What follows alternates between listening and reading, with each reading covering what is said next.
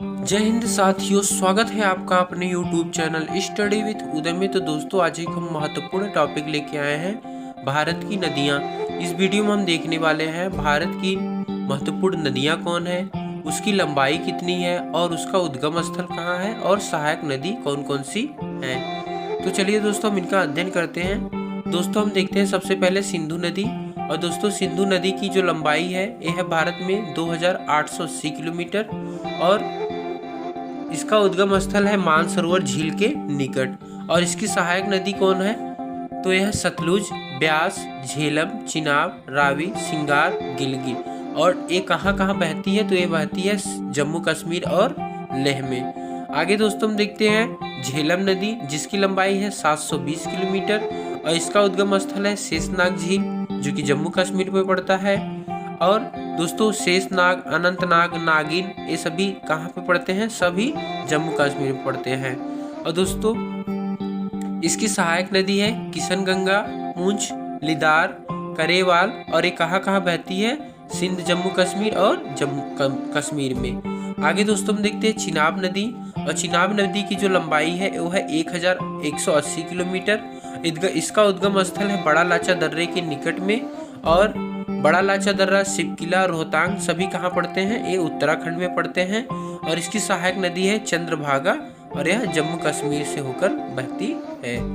आगे दोस्तों हम देखते हैं रावी नदी और इसकी लंबाई है 725 किलोमीटर और इसका उद्गम स्थल है रोहतांग दर्रा, कांगड़ा।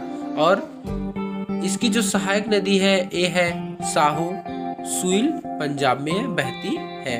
आगे दोस्तों हम देखते हैं सतलज नदी। और सतलज नदी की लंबाई दोस्तों है 1050 किलोमीटर और 1440 किलोमीटर भी होता है। और इसका उद्गम स्थल है मानसरोवर के निकट राकसताल से। और इसकी सहायक नदी है ब्यास, स्पीति, बसपा, हिमाचल प्रदेश और पंजाब। हिमाचल प्रदेश पंजाब में होकर बहती है। आज दोस्तों आपको कमेंट बॉक्स में बताना है कि फिरोजपुर किस नदी के किनारे है। आगे दोस्तों हम देखते हैं ब्यास नदी। तो दोस्तों, ब्यास नदी की जो लंबाई है ये है 470 किलोमीटर और इसका उद्गम स्थल है रोहतांग दर्रा। और इसकी सहायक नदी कौन कौन सी है, तो तीर्थन, पार्वती और हुरला। कौन कौन सी है, तीर्थन, पार्वती और हुरला। आगे दोस्तों हम देखते हैं गंगा नदी। गंगा नदी की लंबाई दोस्तों आपको याद ही, यहाँ पे गलती है, 2525 किलोमीटर, मतलब 25 किलोमीटर है। इसका उद्गम स्थल है गंगोत्री के निकट गोमुख, जो कि उत्तराखंड में पड़ता है। और इसकी सहायक नदी है यमुना, रामगंगा, गोमती, बागमती, गंडक, कोसी, सोन, अलकनंदा, भागीरथी, पिंडार, मंदाकिनी। और यह उत्तरांचल, उत्तर प्रदेश, बिहार में होकर बहती है। यदि गंगा नदी सबसे अधिक लंबाई पे कहाँ बहती है, तो यह उत्तर प्रदेश में बहती है। और दोस्तों, अगला नदी हम देखते हैं यमुना नदी आता है और जिसकी लंबाई है 1375 किलोमीटर और यह यमुनोत्री ग्लेशियर से इसका उद्गम होता है। इसकी सहायक नदी है चंबल, बेतवा, केन, टूंस, गिरी, काली सिंध और आसन। दोस्तों, यमुना नदी गंगा नदी की सबसे बड़ी सहायक नदी है, जो कि उत्तर प्रदेश के प्रयागराज जिले में आके मिलती है। आगे दोस्तों हम देखते हैं रामगंगा नदी और इसकी लंबाई है 690 किलोमीटर और इसका उद्गम स्थल है नैनीताल के निकट एक हिम नदी से। दोस्तों, नैनीताल भी कहाँ पड़ता है, नैनीताल, खुरुताल, मालाताल, ये सब कहाँ पड़ते हैं, तो सब उत्तराखंड में पड़ते हैं। तो वहीं से रामगंगा नदी का उद्गम होता है और इसकी सहायक नदी है खोन। कौन है, खोन। और इसकी लंबाई दोस्तों कितनी है, 690 किलोमीटर। आगे दोस्तों हम देखते हैं घाघरा नदी। और घाघरा नदी की जो लंबाई है वो है 1080 किलोमीटर। इसका उद्गम स्थल है मपसा तुंग, क्या है, मपसा तुंग, जो कि नेपाल में पड़ता है। और इसकी सहायक नदी है हिमनद, शारदा, करनाली, कुआनी, राप्ती और चौकिया। ये सभी इनकी सहायक नदी हैं। आगे दोस्तों हम देखते हैं गंडक नदी। और गंडक नदी की लंबाई है 425 किलोमीटर। इसका उद्गम स्थल है नेपाल, तिब्बत सीमा पर। कहाँ है, नेपाल तिब्बत सीमा पर, मुस्ताक के निकट। किसके, मुस्ताक के निकट। और इसकी सहायक नदी है काली, गंडक, त्रिशूल, गंगा। कौन कौन सी है, काली, गंडक, त्रिशूल, गंगा। आगे दोस्तों हम देखते हैं कोसी नदी। और कोसी नदी, जिसे कि दोस्तों बिहार का शोक कहा जाता है, और इसकी लंबाई है 730 किलोमीटर। और यह दोस्तों नेपाल में सप्तकोशिकी गोसाई धाम से उद्गम होता है इस नदी का। और इसकी सहायक नदी है दोस्तों इंद्रावती, तामूर, अरुण। क्या है दोस्तों? इंद्रावती, तामूर और अरुण। आगे दोस्तों हम देखते हैं चंबल नदी। तो चंबल नदी दोस्तों इसकी लंबाई है 960 किलोमीटर और इसका उद्गम स्थल है मऊ के निकट जानापाव पहाड़ी से। कहाँ है? मऊ के निकट जानापाव पहाड़ी से। और इसकी सहायक नदी है काली सिंध, सिप्ता, पार्वती, बनास। ये सभी इसकी सहायक नदी है। दोस्तों आपको कमेंट बॉक्स में बताना है कि कोटा किस नदी के किनारे बसा हुआ है। आगे दोस्तों हम देखते हैं बेतवा नदी। तो दोस्तों बेतवा नदी जो है इसकी लंबाई है 480 किलोमीटर और इसका उद्गम स्थल है भोपाल के पास उबेदुल्लागंज। कहाँ है? भोपाल के पास उबेदुल्लागंज, जो कि मध्य प्रदेश में पड़ता है। आगे दोस्तों हम देखते हैं सोन नदी। सोन नदी की लंबाई दोस्तों कौन है? तो यह है 700। सोन नदी की लंबाई कितनी है? 770 किलोमीटर है। इसका उद्गम स्थल है अमरकंटक की पहाड़ियों से। सहायक नदी है रिहंद, कुनहड़। कौन है? रिहंद और कुनहड़।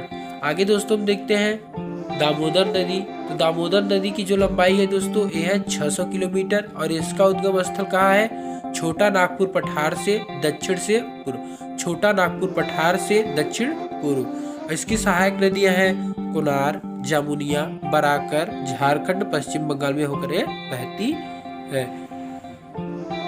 आगे दोस्तों हम देखते हैं ब्रह्मपुत्र। दोस्तों असम का सुख किस नदी को कहते हैं? आपको कमेंट बॉक्स में बताना है। असम दोस्तों ब्रह्मपुत्र की लंबाई है 2880 किलोमीटर और दोस्तों यह भारत की सबसे चौड़ी नदी है और बड़ी नदी भी माना जाता है। और इसका क्या करते हैं? भारत में अरुणाचल प्रदेश से एंट्री मारता है। इसका उद्गम स्थल कहाँ कितना है? कहाँ है? तो यह मानसरोवर झील के निकट तिब्बत में सांगपो।